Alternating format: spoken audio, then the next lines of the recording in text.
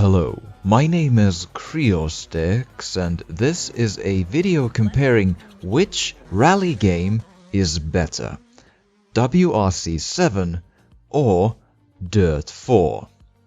In terms of variety in the method of gameplay, Dirt 4 has the edge because on top of rallying it has the land rush mode in which you drive a dune buggy around some sand courses and the rally cross mode.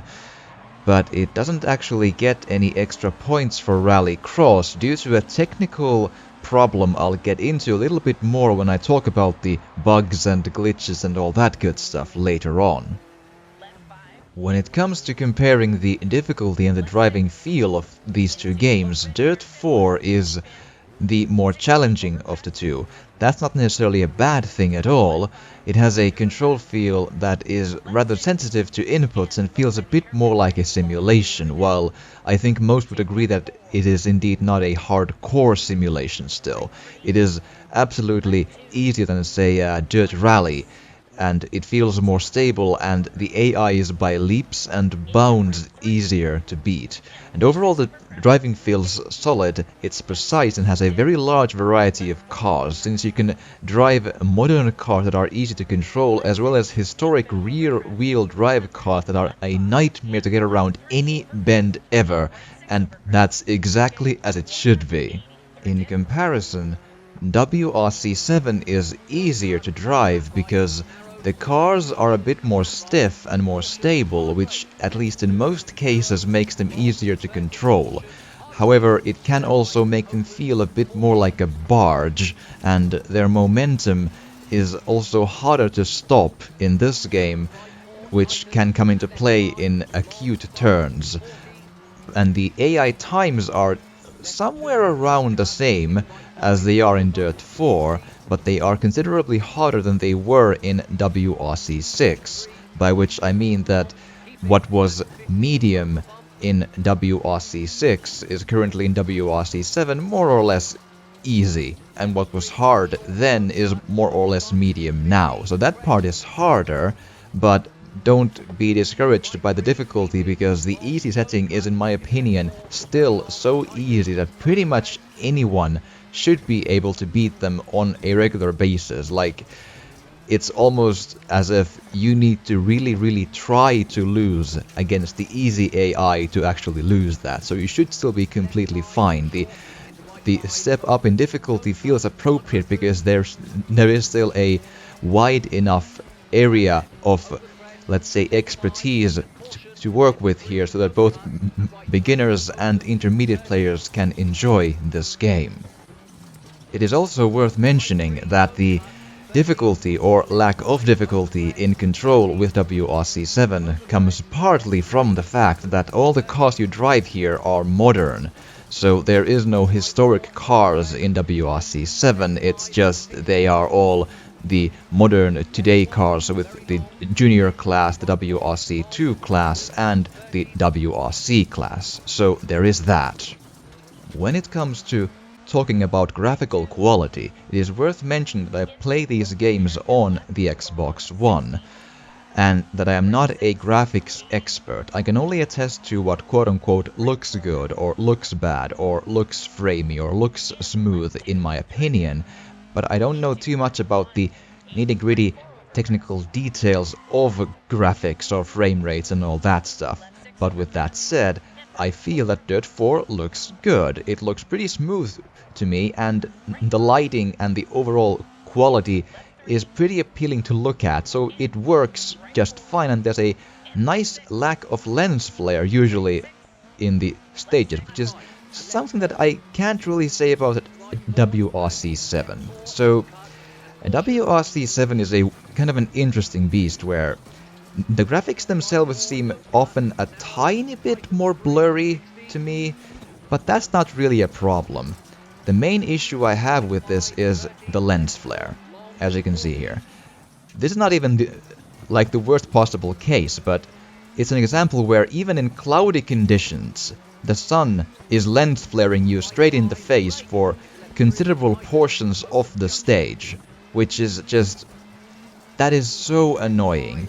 and it feels like a relief when it's finally away from your eyes and you can just, concentrate on the road. But when you do a normal championship, so many times the sun is glaring straight into your face. It's driving me up the wall sometimes. It makes the feel of the, driving kind of like an aggravating exercise sometimes, because you just want to have stages where the sun isn't shining because it's always glaring straight into your face. It's so friggin' annoying. Then let's talk about Pacenotes in both of these games. In Dirt 4, the Pacenotes are fairly simple. They have their left and right turns between numbers 1 through 6 to denote their tightness, and they have their hairpins and open hairpins and all that stuff, and it gets the job done. But what they could benefit from in here is that when you have a zigzag where you actually don't need to really turn the car into any direction, you can just drive straight through, they could use a note for that. Instead they have in succession left 6, right 6, left 6, right 6, where you don't really need to actually turn the car a whole bunch or any at all to that. And also, not all right 6s or right lefts are equal, where sometimes you feel like you can just flat out through them and sometimes not. It could then therefore use a note like flat left or flat 6, which would make the distinction much more clear to me, because when I see a right 6, I don't really know now yet as to how tight the 6 or as in untight the 6 will be. Whereas in WRC 7, they have both of these two notes. They have in the game flat left and flat right to denote that, and they also have a zigzag, which I believe they call something like kinks, if I remember correctly. And that really, when you have a note like that, it does help you, handle the zigzag motion, because then you know what to expect. But WRC7 also suffers from a problem which has been kind of my pet peeve with this series for a while now. They have a glaring flaw in their note system which just keeps on popping up, and it just doesn't get fixed. So when a turn tightens into a different turn, they don't actually visualize it with a number. So what they should do is, if say a turn was left 6 tightens into left 4, they just show both left 6 and left 4 as their icons. Instead, they just show left 6 with a small, say, red triangle that it tightens into something, but you don't know what. So if you miss the audio cue of what it tightens into, you have no idea of what you're driving into, because all you can see is a red triangle that, okay, it's a turn right something. Great, thanks. That is, I hate that. I hate that so much, and it just never gets fixed. So that's a problem then. So both the games have something to learn from each other there. And then we get to the technical glitches and bugs section, starting with WRC7, and we have a bunch. In Monte Carlo, one time the game forgot to spawn me in my correct starting point, and then I had to start from away from there, and then the game auto-respawned me a few times around before letting me go. Like, great, thanks. But that's only an individual case though, so it's like a more like a fun moment than an actual problem, but it is an example of the fact that the game really suffers from being rather crude and unpolished in most areas, really. They probably have some time constraints because it is a yearly game, but it nonetheless bums me out because the series has this problem throughout its existence, and it's the 7th game in the series, like, come on, man. And then you can also just, get stuck on geometry, like in here. You drive over a piece of plastic or whatever, and you can't get forward. Even though I think your car power should be enough to just push you, above that and just go. And it just feels like that should be the case, right? But that's really not... These are like small things. Beyond that, there's just these bizarre issues. For example, where sometimes when you start a stage, In my case, maybe one time out of 50. You start the stage, and the clock doesn't go, and the co-pilot is completely silent, and the HUD doesn't show you any progress on the left bar there. It's saying that it's a false start, but it really was not a false start. And even in a case of a false start, it should then, start moving the clock normally and, have the co-pilot do the thing. And it's just like, what the hell, man? This is like the basic concept of driving failed on me 1 out of 50 times. I've driven like 150 stages and that happened 3 times to me. That's like, how? And it's also good to mention that the achievements, not most of them, but many of them just don't unlock as of this point. That could be fixed later on, I'm sure, but at this point, a lot of achievements just plain don't work and don't unlock. It's like, come on, man. Basic things about the game, the driving and the achievements and trophies and that sort of stuff, like, come on. You eventually get a time when you reach the end goal, even in this, frozen state, but you couldn't know what that time was, so it's like, great, sure. But there's even more, like, really weird examples of extreme unpolishedness. So look at which cars these teams are supposedly driving. So they say that the Citroën is driving a Ford Focus. Sure, right, and Ford is driving a Citroën because, yeah, I'm sure they are, yeah, driving their, like, each other's cars. How about no? Then, like, the name there is just wrong, and the Peugeot is driving a Ford Focus again, apparently, because, right, sure, I'll take your word for that, which is not. Like, how did no one see this and check that their car names are just wrong? Like, how much time will it take to just check that? Oh, they're all wrong, and just fix it. Like 5 seconds. Like, come on, man. How do you not do that right? Like serious, that's so weird.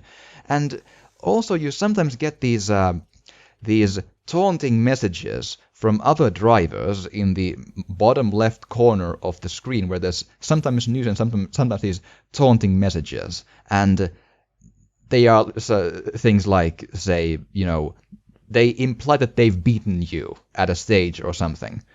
But when you actually check the standings, and then you go check their names, like, compare, every single time I've driven against the dude who was insulting me by saying that he was faster, I've won every rally we've been together in, So it's like, huh? That's so strange. And then we get into this really interesting case where apparently the stage designer was in a real hurry when making the Rally of Argentina, because in this one corner, the rocks on the road are floating a full foot above the road in the air, not moving. They don't have mass. You can just clip through them and they just float there forever.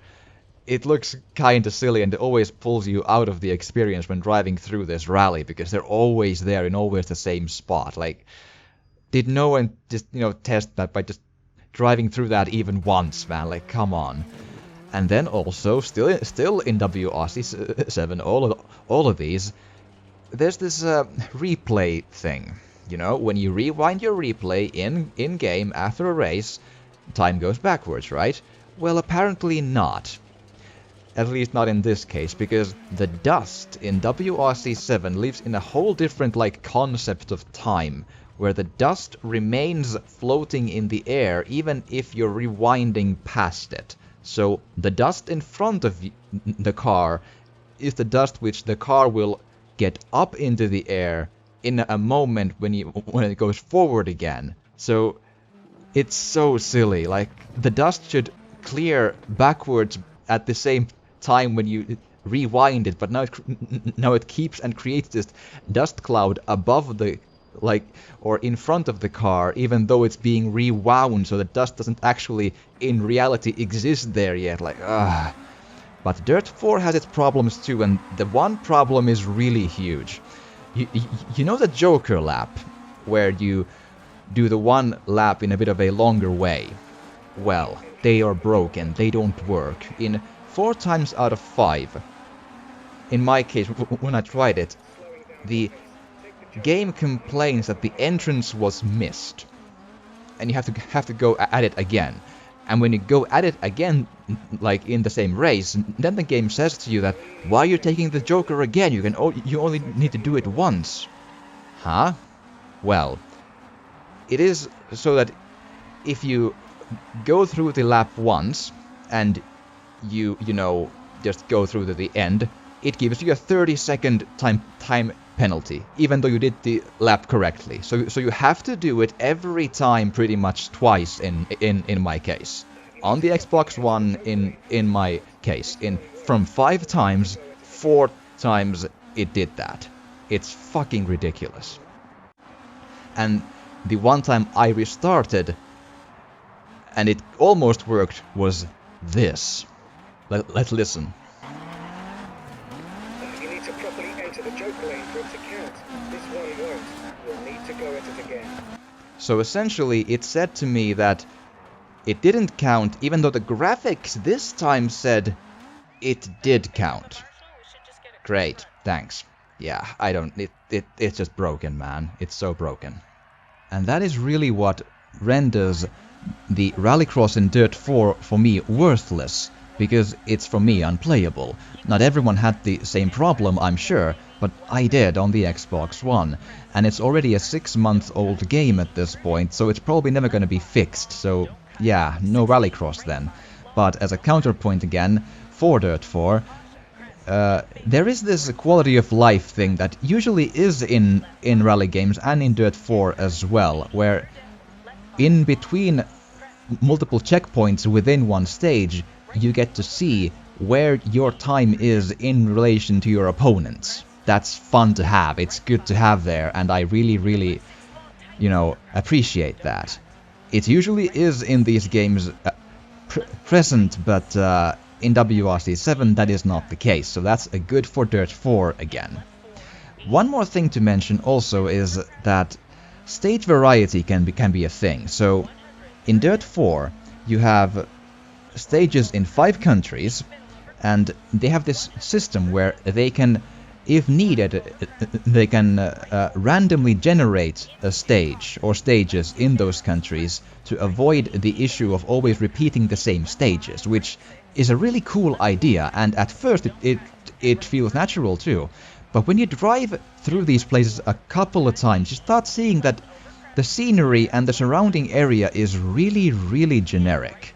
There's really almost never any kind of unique landmarks or spots that show any personality. It's just lefts and rights and a couple of hairpins here and there with forests or fields or maybe a small hill in that country, and that's really it.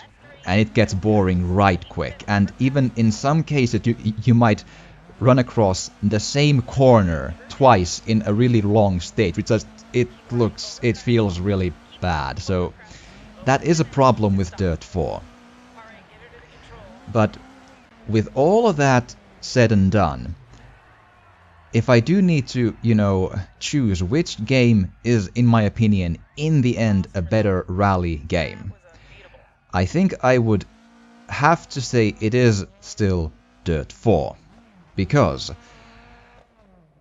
there is this thing that, for me, in a rally game, the most important thing is the feel of the driving and the variety of the different rally cars you can drive. And those things are king here, and both of those things are existent and better in Dirt 4.